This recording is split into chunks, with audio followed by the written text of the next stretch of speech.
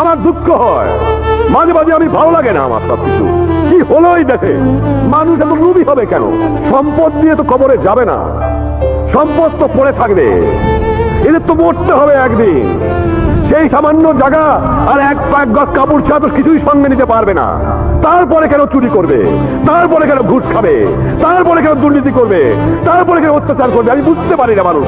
যাই হোক, চোরা নাহি শুনে ধর্মের কাহিনী, তাই চোরাদের একটু দমন করতে হয়।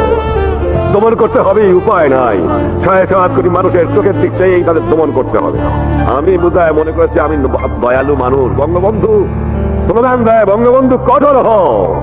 কঠোর আমি হওয়ার পারি কিনা তা এহিয়া খান আইয়ুব খান জানে, কিন্তু আমি কার বিরুদ্ধে কঠোর হব সেদিকে চাই, দেখি তারা আমার।